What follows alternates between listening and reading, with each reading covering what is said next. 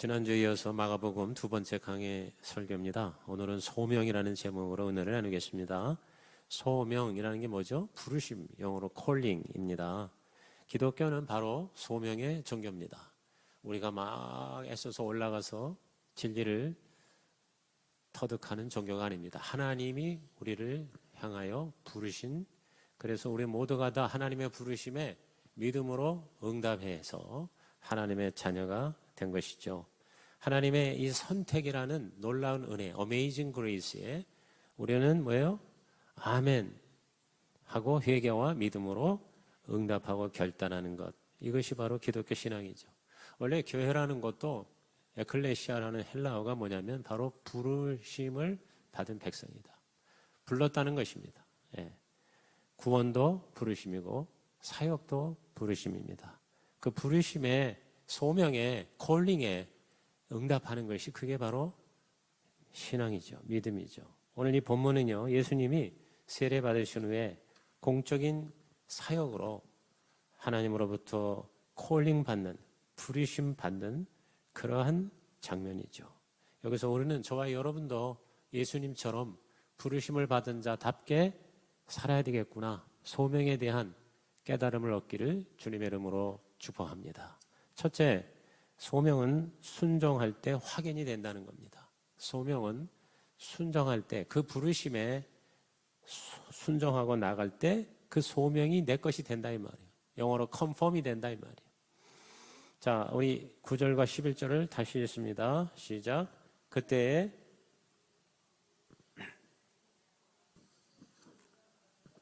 성령이 비둘기같이 자기에게 내려오심을 보시더니 하늘로부터 소리가 나기를 너는 내 사랑하는 아들이라 내가 너를 기뻐하노라 하시니라. 예수님께서 9절에 뭐라 그랬어요? 갈릴리 나사렛으로부터 오셨다 그랬어요. 왜 갈릴리에서 오셨을까? 예수님이 오시기 700년 전에 미가의 예언대로 예수님이 태어날 장소, 그 작은 고을 남쪽에 예루살렘 근교에 있는 베들레헴에서 태어나셨죠. 근데 헤롯 대왕의 학살을 피해서 애굽으로 피신을 했습니다. 헤롯이 죽은 후에 다시 애굽에서 이스라엘로 돌아올 때 북부 갈릴리 지역의 아주 작은 마을인 나사렛에 정착을 하고 유년 시절을 보냈습니다. 그래서 여기 9절에 갈릴리 나사렛이라 이렇게 얘기한 거죠. 나사렛은 인구 200명도 채 안 되는 아주 작은 시골 동네였습니다. 오늘날로 말하면요, 정말 비천한 난지도 같은 그러한 아주 가난한 동네였어요. 예수님께서 철저하게 이렇게 낮아지심을 말해주는 사건이죠. 누가복음에 의하면 예수님은 30살에 요한의 세례를 받으시고 하나님의 공적인 사역으로 부르셨음을 깨닫습니다. 세례라는 것은 회개의 의식이지만 예수님이 왜 세례를 받으셨을까? 그렇잖아요. 죄를 씻어내는 그러한 상징적인 의식이 세례, 침례인데 예수님이 무슨 죄를 지으셨다고 세례를 받으셨겠어요? 그 이유가 뭐예요? 모든 인류를 대신해서, 대표해서 죄를 대신 어떻게 해요? 당신이 짊어지신 것을 말해주는 상징적 행위죠. 그래서 바로 우리 저와 여러분이 세례를 오늘 2부 예배 때 세례를 받습니다. 제가 여러분에 그랬죠. 1부 예배가 피치 못할 분 빼고는 앞으로 세례 주는 날은 2부 예배 참석하기를 특별히 여러분에게 권면합니다. 오늘도 우리 교회 와서 예수 믿은 한 자매 청년이 예수를 세례를 받고 모태부터 이제 신앙을 가진 청년이 세례를 받거든요. 아마 제 생각에 다음 달, 특히 4월 달부터는 전혀 믿지 않는 자들이 우리 교회 와가지고 예수를 영접해서 세례를 받는 일이 매달마다 있을 것입니다. 세례라는 그 의식 자체가 그 사람을 구원시키는 건 아니에요. 그러나 바로 이 세례를 통해서 우리는 뭘 믿어요? 예수님이 나 대신 세례를 받으셨어요. 나 대신 죄를 다 뭐예요? 하나님으로부터 용서받았기 때문에 그 예수님을 붙잡으면, 그 예수님을 구주와 주님으로 영접하면 우리가 뭐예요? 구원을 받는다는 거죠. 그걸 우리들이 그대로 따라 하는 거죠. 그 세례 자체, 세례 받았다고 구원받는 게 아니잖아요. 세례 안 받아도 구원받을 수 있어요. 바로 뭘 하면? 예수님을 영접하면. 근데 그 예수님이 바로 뭐예요? 요단강에서 세례 받으신 이유가 우리 죄를 대신 다 하나님 앞에 속죄 대속을 하셨다는 말씀인 것이죠. 마태복음으로 들어가면요, 마태복음에는 좀 더 자세하게 예수님의 세례에 대한 설명이 나옵니다. 우리 3장 13절에서 15절을 다 같이 읽습니다. 시작. 이때 예수께서 갈릴리로부터 요단강에 이르러 요한에게 세례를 받으려 하시니 요한이 말려 이르되 내가 당신에게서 세례를 받아야 할 터인데 당신이 내게로 오시나이까? 예수께서 대답하여 이르시되 이제 허락하라. 우리가 이와 같이 하여 모든 의를 이루는 것이 합당하니라 하시니 이에 요한이 허락하는지라. 세례 요한이 메시아가 오는 걸 보고 자기 세례 받는다니까 이거 무슨 얘기입니까? 말도 안 되죠. 오히려 내가 세례를 받아야 되는데요. 세례 요한은 예수님이 메시아인 걸 알았잖아요. 근데 예수께서 뭐라고 하셨어요? 나한테 세례를 주라. 왜냐하면 이것이 하나님의 의를 이루는 것이다. 무슨 얘기입니까? 하나님의 뜻에 예수님은 순종하신 거죠. 하나님의 부르심에 예수님께서 순종하셨죠. 그래서 예수님이 세례 받으실 때 하나님이 확정하셨어요. 자, 순종하면 확정해 주시는 거예요. 하늘로부터 자 10절에 다시 마가복음 1장 10절에 물에서 올라오실 때 하늘이 갈라짐과 성령이 비둘기같이 내려오시더니 하늘로부터 소리가 나기를 너는 내 사랑하는 아들이라 내가 너를 기뻐하노라 그랬어요. 아마 이때까지 예수님께서는 내가 과연 진짜 하나님의 아들인가? 내가 메시아인가? 이렇게 확실하게 깨닫지 못할 수도 있는 거예요. 아니 뭐 예수님이니까 뭐 그냥 태어나면서 자동적으로 뭐 하나님의 아들이지 뭐 그게 아닐 것 같아요. 저는요. 예수님께서 똑같은 인간으로 태어나셔서 그리고 그 하나님의 아들로서 온 인류를 위하여 대신 십자가에 죽으셔야 한다는 이 하나님의 콜링에 대해서 끊임없이 예수님은 뭐예요? 영적으로 고민을 하는 과정이 있었다는 거예요. 그런데 그 하나님의 뜻에 부르실 때 순종하시니까 하나님이 확증을 해주신 거예요. 하늘에서 성령이 임재하시고 하나님 아버지의 음성이 들렸다. 삼위일체죠. 여기서 성부, 성자, 성령이 만나는 거예요. 오늘 저와 여러분이요 하나님의 부르심을 받는다는 것은 삼위일체 하나님의 놀라운 그런 총체적인 역사임을 우리는 여기서 알 수가 있는 것이죠. 항상 하나님은요 삼위일체로 역사하세요. 오늘도 성령으로 영으로 역사하시고 말씀으로 역사하시고 그리고 하나님께서 저와 여러분을 내려다보시고 품으시는 것입니다. 오늘 예배의 자리가 삼위일체 하나님의 임재이심을 믿으시기를 주님의 이름으로 축원합니다. 그렇게 내가 너를 기뻐한다 이렇게 확정하신 거예요. 그래서 이때 예수님은 내가 진짜 하나님의 아들 메시아로 부름을 받았구나. 내가 할 일은 이렇게 세례를 받는 자로서 이제는 오히려 내가 세례를 베푸는 자가 되어 수많은 사람을 구원하는 삶을 내가 사는구나. 내가 십자가에서 죽어야 되는구나. 그러나 내가 부활하는구나. 이런 거를 예수님도 하나님이 확정해 주셔서 깨닫게 된 것이죠. 순종이 먼저 있고 난 다음에 컨펌이 있는 겁니다. 확인이 있는 것입니다. 소명이란 순종할 때 확인되고 시작됩니다. 이것이 바로 소명의 제일 원칙이에요. 우리는 하나님의 뜻이요, 하나님의 부르심이 100% 확신이 있기를 바라고 있죠. 그러나 여러분 100% 믿어져서 예수를 믿는 사람 없습니다.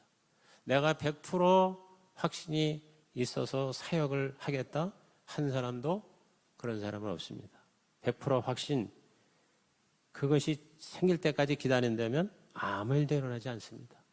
여러분 우리가 무슨 일이든지 70-80%의 어떤 강력한 소원과 욕구와 확신이 있으면 결단하는 것이 그것이 바로 뭡니까? 성공의 비결인 것입니다. 예수님 영접도 복음 듣고 100% 이해되어서 예수를 믿겠다 그러면요 여러분 죽을 때까지 못 믿습니다.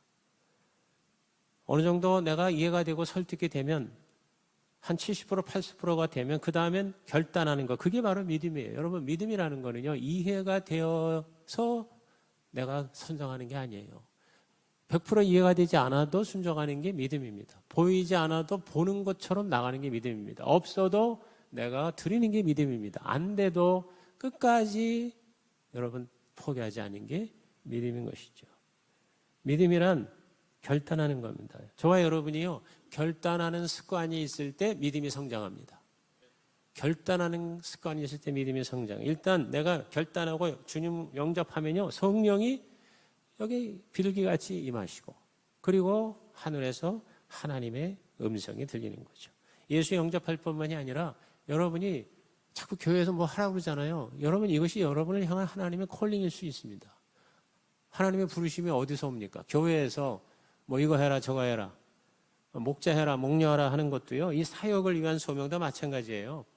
그게 100% 나한테 확신이 되고 이해가 되고, 그리고 내 마음을 뜨겁게 해야만 여러분 일을 한다 그러면 한 사람도 일할 수가 없는 것이죠.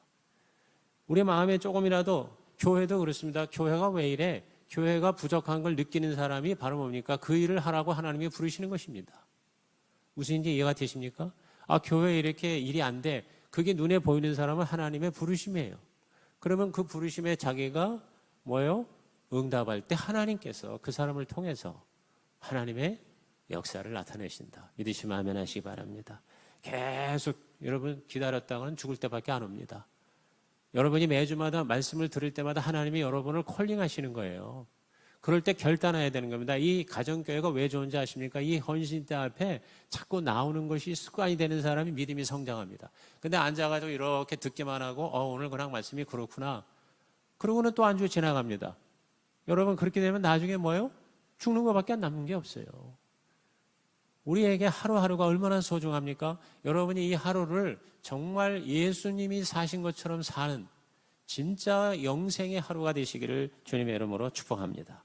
여러분, 내가 여러 가지 환경이나 여건이 부족한데도 자꾸 부르시는 것 같아요. 그러면 뭐야? 결단해야 돼요. 내 동기가 선하고 어느 정도 내가 할 수 있을 것 같다 그러면 하나님이 부르시는 소명일 수가 있다는 것이죠. 그때 결단하고 뛰어드는 것이 바로 소명을 받는 것입니다. 그렇게 계속 순종하고 계속 하다 보면 하나님이 확증시켜 주시는 거예요. 동기가 순수하다고 하면, 마음의 부담이 자꾸 된다면, 100% 이해가 안 돼도 여러분 결단해야 돼요. 그게 바로 소명의 원칙이에요. 저도 제가 예수 믿을 때, 제가 주예종이 될 때도 내가 100% 확신이 있어서 뛰어든 게 아닙니다. 제가 대학을 졸업하면 어디를 갈까 고민이 있었습니다. 저는 원래 목사 되기를 원치 않았어요. 저는 방송국에 PD나 아니면 아나운서나 이런 걸 하려고 제가 굉장히 대학 때 준비를 많이 했습니다. 졸업하고 나서 3가지 저에게 일종의 부르심이라고 해야 되나 선택의 여지가 있었습니다. 방송국에 갈 건가? 그 당시 또 신앙계사에서 저를 불렀어요. 그 다음에 교육연구소를 조용기 목사님을 세우더니 거기서 우리 소장을 통해서 저를 부릅니다. 그때 기도하고 또 상담하고 고민을 했지만 어떤 것도 100% 내가 확신이 있어 뛰어들지는 않았습니다. 근데 내 마음 가운데 좀 더 프로테이지가 높은 것으로 제가 그쪽으로 주의 부르심으로 알고 결단했더니 하나님께서 그 이후로 저의 일생을 인도해 주신 거죠. 제가 유학을 가거나 또 돌아오거나 교회 성령 연구소를 하거나 성취교회를 개척하거나 가정교회를 전하는 것도요, 이게 100% 나한테 이해가 되고 확신이 있어서 했다고 볼 수 없습니다. 그러나 어느 정도 그래 맞아 하고 내 마음 가운데 소원이 되고, 그리고 이렇게 하는 게 하나님 뜻인 것 같아 라고 결단할 때, 그럴 때 의심을 믿음으로 바꿔주시고 성장과 축복을 우리에게 허락해 주시는 것이죠. 그래서 마지막 날에 우리 예수님처럼 다 이루는 인생이 되시기를 주님의 이름으로 축원합니다. 제가 2주 전에 그 비시자 인터뷰 때문에 아마 지난주인가 설교했었겠죠. 저 보령에 있는 다니고 싶은 교회라고 우리 하나님의 성의 교회예요. 근데 그게 김철종 목사라는 젊은 목사한테 가서 인터뷰를 했어요. 교회 이름이 다니고 싶은 교회예요. 근데 그 교회가 개척한 지 5년 만에 건축을 하는데요. 개척한 지 8개월 만에 성주 순례를 23명인가 26명을 데리고 갔대요. 아마 제가 볼 땐 지구상에 그런 교회가 없을 겁니다. 그때 22명만 남겨놓고 다 갔답니다. 근데 그 시골에서 돈이 있나 뭐가 있나, 그리고 성주 순례 이런 것도 잘 이해가 안 되고 그러는데, 이 목사가 계속 뭐냐면 결단이 축복이다. 결단해야 여러분 성장합니다. 그러면서 빚을 내서라도 5년 동안 헌금을 못 내도 좋으니 돈을 모아서 우리 갑시다.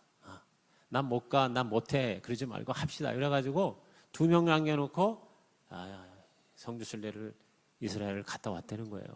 그래서 그 성지순례 가면서 완전히 그 20 몇 명이 한 덩어리가 된 거예요.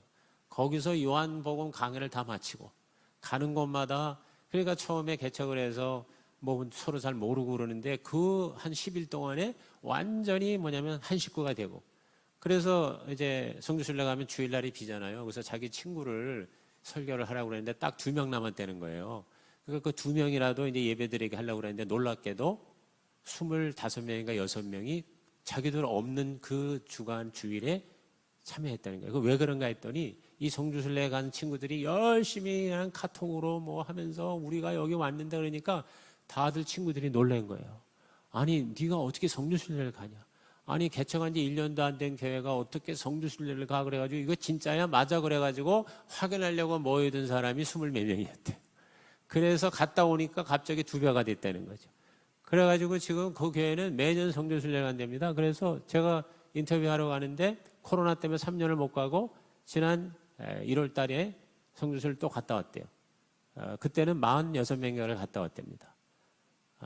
그래서 이제 내년에는 이제 원래는 이제 구약 39명, 신약 27명 이렇게 이제 가려고 27명 가고 39명인데 이게 늘어났다는 거예요. 그래서 이제 뭐 내년에는 66건이니까 66명 데리고 간다는 겁니다. 그러니까 거기는 성지순례를 교인이 가는 게 아니라 전도를 해서 데려가더라고요. 제가 이 얘기를 장황하게 하는 이유가 뭐냐면 우리가 결단할 때 하나님은 역사하신다. 따라합시다. 내가 결단하면 하나님이 일하신다. 그렇습니다. 하나님 앞에 어리석은 것이 불신앙과 불신앙보다 훨씬 더 낫습니다. 우리가 혹시 잘못 이해해서 실수했고 실패했더라도요, 그 동기가 그 하려고 했던 동기와 목적이 주님 보시기에 합당하면요, 잘못 선택한 것도 하나님은 합력해서 선을 이루시는 것입니다. 그래서 로마서 8장 28절입니다. 너무나도 유명한 말씀. 시작. 우리가 알거니와 하나님을 사랑하는 자 곧 그의 뜻대로 부르심을 입은 자들에게는 모든 것이 합력하여 선을 여기 이루느니라. 보면은요, 처음에 뭐냐면 하나님을 사랑하는 자. 시작. 하나님을 사랑하는 자. 저와 여러분이 하나님을 사랑하는 마음으로 했다면 그 다음이 뭐냐면 그의 뜻대로 부르심을 입었다 그랬어요. 내가 하나님을 사랑하는 것과 하나님의 뜻이 일치하면 최고죠. 그런데 우선이 뭐냐면 하나님을 사랑하는 마음으로 했다면 하나님의 뜻에 100% 안 돼도 한 50%만 돼도 어떻게 해요? 합력해서 선을 이루어 주신다는 것입니다. 동의하시면 아멘 하십시오. 두 번째, 소명에는 시험이 따른다는 것입니다. 여러분, 예수님이 세례를 받으실 때 하나님의 육성을 들었어요. 하늘에서 소리가 나기를 이는 내 사랑하는 아들이요 내 기뻐하는 자라. 기가 막힌 거죠. 여러분, 하나님의 음성을 육성으로 듣는 경우는 예수님도요 몇 번밖에 없었어요. 성경에 보니까. 그러면 하나님의 음성을 들을 정도가 되면 반드시 그 다음에는 뭐요? 좋은 일이 고속도로처럼 열려야 될 거 아니에요. 그런데 바로 그 직후에 일어난 사건이 뭡니까? 자, 12절 13절을 읽겠습니다. 시작. 성령이 곧 예수를 광야로 몰아내신지라. 광야에서 40일을 계시면서 사탄에게 시험을 받으시며 들짐승과 함께 계시니 천사들이 수종 들더라. 좋은 일이 날 줄 알았더니 시험을 받았다 이 말이에요. 시험을 40일 동안이나 금식하며 시험을 받습니다. 들짐승과 함께 있었더니 얼마나 황당합니까? 여러분, 항상 그런 건 아니지만은요, 하나님의 소명에 순종할 때에 그 다음에 하나님의 확증도 있지만 시험이 다가오는 경우가 굉장히 많습니다. 이것이 두 번째 영적인 원리입니다. 소명에는 목적이 있죠. 그 목적과 사역을 감당하도록 하나님이 우리를 훈련시키시고 털을 닦으시기 위해서, 기초를 든든히 하기 위해서 우리에게 시험을 허락하신다는 거죠. 여러분, 예수 믿은 후에 혹은 주의 일을 하고 사역을 시작하기로 결단한 후에 여러 가지 잡다한 사고가 생길 수가 있습니다. 이 소명에 응하지 못하게 하는 핑계와 이유가 되는 사건이 생기는 거예요. 문제가 더 터지고요. 병이 걸리고요. 사고가 나고요. 막 이렇습니다. 저는 이걸 명현현상이라고 생각해요. 명현현상이라는 거 알죠? 우리 몸을 치유하기 위해서 어떤 약을 먹거나 치료를 받았는데 처음에는 굉장히 안 좋아요. 우리도 그러한 일이 굉장히 일어날 수 있다는 거예요. 이럴 때 우리들은요, 놀라지 말고 의심하지 말고 낙심하지 말고 하나님이 나를 확실하게 부르시는구나라고 생각하고 오히려 기뻐해야 합니다. 마귀가 이렇게 시험하는 거, 이렇게 싫어하는 거 보니 내가 올바른 선택을 했구나. 정말 하나님의 부르심에 내가 따라갔구나라고 마음에 오히려 확신을 가지는 저와 여러분이 되기를 주의 이름으로 축복합니다. 특히 타종교나 미신을 섬기던 사람들이 예수를 믿게 되면요, 귀신들이 요동을 치는 경우가 많습니다. 그때 의심하거나 두려워하거나 포기하지 말아야 합니다. 역시 예수를 믿는 것에 무언가 있긴 있구나라고 오히려 더 긍정적으로 적극적으로 주님을 향하는 마음으로 저와 여러분이 선택하시길 바랍니다. 그럴 때 시험을 이기게 됩니다. 여러분, 사탄이 이렇게 마귀를 가지고 40일 동안 도전을 한 건 왜 그런지 아세요? 우리에게 그러한 하나님의 보장을, 믿음을 알게 하시는 거예요. 그래서 결국 어떻게 했어요? 예수님이 이기셨잖아요. 우리도 마찬가지라는 거죠. 우리도 귀신을 이길 수 있다는 겁니다. 그리고 예수님이 십자가에서 이미 다 이기셨어요. 그러므로 절대로 시험이 다가와도 우리는 망하지 않습니다. 마귀가 우리를 이길 수가 없습니다. 우리에게 이런 약속을 주셨잖아요. 고린도서 10장 13절, 언제 들어도 좋은 말씀, 시작. 사람이 감당할 시험 밖에는 너희가 당할 것이 없나니 오직 하나님은 미쁘사 너희가 감당하지 못할 시험 당함을 허락하지 아니하시고 시험 당할 즈음에 또한 피할 길을 내사 너희로 능히 감당하게 하시느니라. 아이고 말이야, 예수 믿었더니 말이야 오히려 더 문제가 생기고 더 집안이 안 된다. 그럴 수 있습니다. 아이고 목자 목녀로 아니면 교회에서 하라고 했더니 좋은 게 뭐가 있어요. 그렇게 했더니 여러분, 그건 믿음이 없다는 증거예요. 시험이 반드시 올 수 있어요. 손해가 날 수 있어요. 그러나 궁극적으로 우리는 승리합니다. 하나님이 반드시 보상해 주십니다. 어떤 종류의 상처도 하나님은 후유증 없이 치료해 주세요. 시험이 오는 것, 소명의 또 다른 확증일 수 있습니다. 그러므로 기뻐하시기 바랍니다. 여러분, 마귀가 가만 놔두지 않습니다. 그냥 왔다리 갔다리만 하면 되는데 뭘 또 목장 교회를 한다고 그러고 뭘 또 성도를 섬긴다고 그러고 목회를 한다고 그러나 그렇게 여러분 의심을 갖다 줘요. 그게 무섭거나 두려우면 소명이 될 수가 없습니다. 사고 나고 도둑놈이 들어오고 몸이 아프고 물질이 어이없이 왕창 손해가 발생할 수가 있습니다. 지금 우리 교회도 그런 사람이 있거든요. 그때 더 열심히 주님께 순종하고 집중할 때 반드시 하나님은요 합력선을 이루어 주실 줄로 믿는 것이죠. 이미 이긴 게임입니다.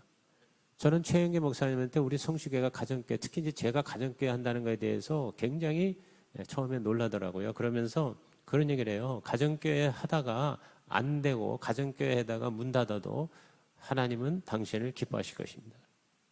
그런 자세로 하나님의 소명에 응답하라는 거죠. 절대로 망하지 않죠. 반드시 남는 장사입니다. 여러분이요 주의 일을 하다가 모든 게 다 안 되고 다 망해버렸어요. 그래도 여러분은 이긴 게임이에요. 믿으시기를 주의 이름으로 축원합니다. 주님을 위해서 내가 부르심에 순종한다는 거, 그리고 내가 주님의 그 사역에 동참해서 하나님의 그 고난을 같이 쉐어하고 하나님의 영광도 같이 누린다는 것은 이것은 어마어마한 특권이에요. 그 자체가 바로 저와 여러분에게는 어메이징 그레이스 되기를 주의 이름으로 축복합니다. 마지막 세 번째 소명은 광야에서 더욱 강해집니다. 소명은 광야에서 더욱 강해집니다. 지금 이 마가복음 서론 부분에 일관되게 흐르는 키워드가 있습니다. 그건 바로 광야라는 단어입니다. 3절에도 광야, 4절에도 광야, 13절에도 광야가 나옵니다. 세례 요한의 무대도 광야고 예수님이 시험 받은 것도 광야입니다. 마귀가 역사하는 것도 광야지만 천사들이 수종든 것도 광야입니다.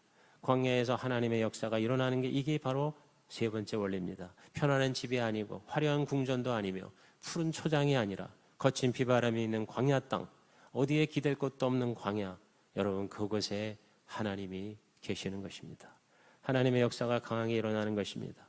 여러분 이스라엘 백성이 가장 크게 하나님의 역사를 경험한 것이 바로 광야였습니다. 출애굽한 후 40년 동안 광야에서 살았습니다. 그때 이스라엘 역사상 가장 큰 기적을 경험했습니다. 홍해가 갈라지고 여러분 만나와 메추라기가 하늘에서 내려오고 40년 동안을 먹였습니다. 바위에서 물이 터졌습니다. 구름 기둥과 불 기둥이 그 2,300만 명을 보호했습니다. 40년 동안 옷이 떨어지지 않고 신발이 해지지 않았다고 그랬습니다.